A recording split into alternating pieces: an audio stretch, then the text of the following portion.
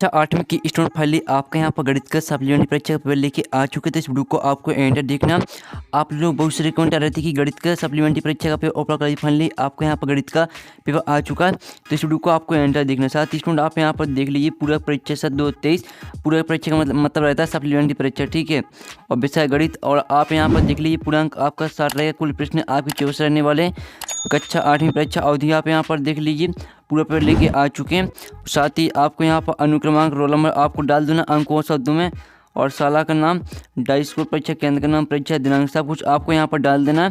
तो आप वीडियो को लाइक कर लीजिए, चैनल को सब्सक्राइब कर लीजिए। हम बड़ी मेहनत से आपके लिए यहाँ पर गणित पेपर लेके आ चुके हैं। तो पूरा पेपर हम आपका यहाँ पर संपूर्ण हल सहित कराएंगे, तो इस वीडियो को आपको एंड तक देखना है। तो चलिए स्टूडेंट जो आपके यहाँ पर गणित पेपर वो देख लेते हैं, उससे पहले वीडियो को लाइक और चैनल को सब्सक्राइब जरूर कर लेना है। तो चलिए आपके पहले यहाँ पर आता बहुविकल्पी प्रश्न आते हैं, प्रश्न 1 से लेकर 10 तक। आप यहाँ पर देख लीजिए बहुविकल्पी प्रश्न आते हैं प्रश्न 1 से 10 तक। तो आपका पहला प्रश्न आता है परिमेय संख्या का योज्य तत्समक है। तो आपका ये ऑप्शन आता है 0 और बी आता 1, सी आता -11 और डी आता इनमें से कोई नहीं। तो इसका आंसर आपका हो जाएगा 0, ठीक है। यानी आपका पहले का एक करेक्ट आंसर हो जाएगा, परिमेय संख्या का योज्य तत्समक है 0। अब चलिए आपका नेक्स्ट क्वेश्चन देख लेते हैं। तो आपके यहाँ पर दूसरा क्वेश्चन आता है, ठीक है, समीकरण 2x - 3 = 7 का एक हल है। तो इसका आंसर रहेगा आपका x = 5, ठीक है। आपका प्रश्न दूसरे का आंसर आपका सी हो जाएगा, x = 5। तो आपको यहाँ पर आंसर में आपको यहाँ पर लिख देना है x = 5। ये आपके यहाँ पर आंसर हो जाता है। आप नेक्स्ट देख लेते हैं स्टूडेंट। तो आपके यहाँ पर नेक्स्ट आता है तीसरा, √400 का मान होगा, ये आपको बताना है। तो इसका जो आंसर आपका क्या रहेगा, तो स्टूडेंट इसका आपका आंसर देख लेते हैं। तो स्टूडेंट जो आपके यहाँ पर दिया √400 का मान होगा, तो इसका आंसर रहेगा आपका 20। यानी आपका प्रश्न तीसरे का आंसर एक करेक्ट आंसर हो जाएगा। तो आपको यहाँ पर हल में आपको लिख देना 20, ठीक है। इस तरह से आपका यहाँ प्रश्न तीसरा हो जाता है। अब चौथा प्रश्न आता है, एक लंब वृत्तीय बेलन में समतल पृष्ठों की संख्या होती है। तो आपका जो इसका आंसर रहेगा, तो स्टूडेंट इसका आंसर आपका हो जाएगा यहाँ पर बी, यानी आपका 2 करेक्ट आंसर हो जाएगा। एक यहाँ पर लंब वृत्तीय बेलन में समतल पृष्ठों की संख्या होती है, तो 2 होती है। यानी आपका प्रश्न चौथे का आंसर आपका बी करेक्ट आंसर रहेगा। तो आपको यहाँ पर हल में लिख देना है 2। अब नेक्स्ट देख लेते हैं। तो नेक्स्ट आपका था पाँचवा, 8 का घनमूल होगा। तो स्टूडेंट इसका आंसर रहेगा आपका क्या, तो यहाँ पर इसका आंसर भी आपका रहने वाला 2, ठीक है। यानी आपका प्रश्न पाँचवें का आंसर भी आपका सी रहेगा, यानी 2 करेक्ट आंसर रहेगा। तो आपको हाल में यहाँ पर लिख देना 2, ठीक है। यहाँ पर देख लीजिए आपको 2 लिख देना है। अब चलिए आपके यहाँ पर आता है 6वां।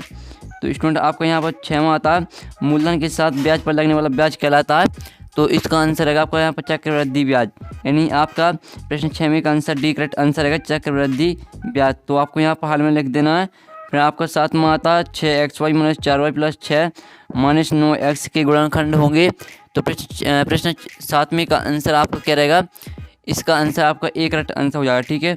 आगे प्रश्न 7वें का आंसर एक करेक्ट आंसर हो जाएगा। तो देख लीजिए। अब आपका 8वां आता है a/b का गुणात्मक प्रतिलोम है। तो आपका इसका आंसर रहेगा b/में, यानी आपका 8वें का b करेक्ट आंसर हो जाएगा। तो जल्दी से आप यहाँ पर देख लीजिए, आपको यहाँ पर हाल में लिख देना b/में a। अब नेक्स्ट देख लेते हैं। तो नेक्स्ट आपका यहाँ पर 9वां आता है 0.00007 का मानक रूप है। तो इसका आंसर आपका क्या रहेगा, तो स्टूडेंट इसका आंसर आपका रहेगा सी, ठीक है। इसका आपका सी करेक्ट आंसर हो जाए 7 × 10 - 6। आपके यहाँ पर 10वां आता है, एक घनाभ में समतल पृष्ठों की संख्या होती है।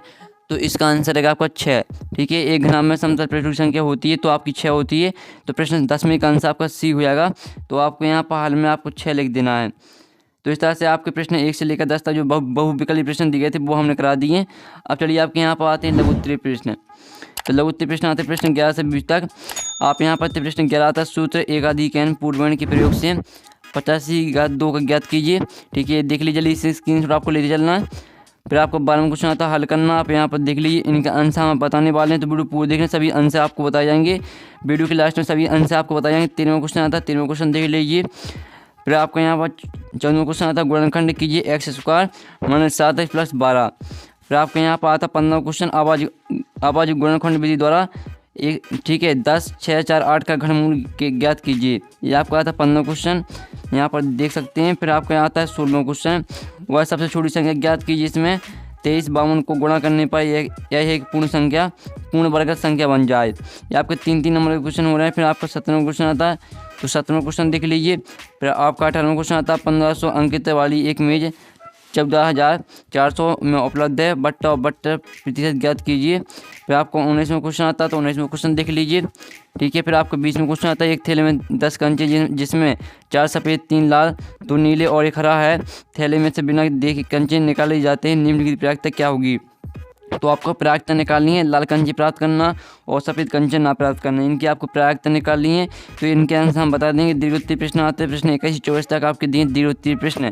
तो प्रश्न 21 में आता है, तो निम्न तालिका प्रयोग कर एक रेखिक आलेख बनाना आपको, देख लीजिए। ठीक है, फिर आपको 22वां क्वेश्चन आता है, एक रेलगाड़ी 75 किलोमीटर प्रति घंटा की एक समान चाल से चल रही है, तो वह 20 मिनट में कितनी दूरी तय करेगी, ये आपको निकालना है। दूसरे क्वेश्चन देख लीजिए इसका। ठीक है, फिर आपका 23वां क्वेश्चन आता है, उपयुक्त पैमाना लेकर निम्न तालिका में दी गई राशियों के लिए आलेख बनाइए। तो आप यहाँ तक क्या आलेख मूल बिंदु से गुजरता है, ये आपको आलेख को पहले बनाना है, फिर आपको इनके आंसर देना है। फिर आपको 24वां क्वेश्चन आता है, 24वां क्वेश्चन देख लीजिए। फाइनली पूरा पेपर आपको हो जाता है। और साथ ही स्टूडेंट ने जो पेपर कराया, अगर आप यहाँ पे इसे सॉल्व कर लेते हैं तो आप यहाँ पर अच्छे मार्क्स लाने वाले हैं गणित के पेपर में। और साथ ही जो इनके आंसर वो नेक्स्ट वीडियो में, तो वीडियो को लाइक कर लीजिए, चैनल को सब्सक्राइब कर लीजिए, घंटी ऑल प्रेस कर लीजिए। तो हम यहाँ पर नेक्स्ट वीडियो मिलते हैं आपके पूरे पेपर के सॉल्यूशन। Taken bye bye.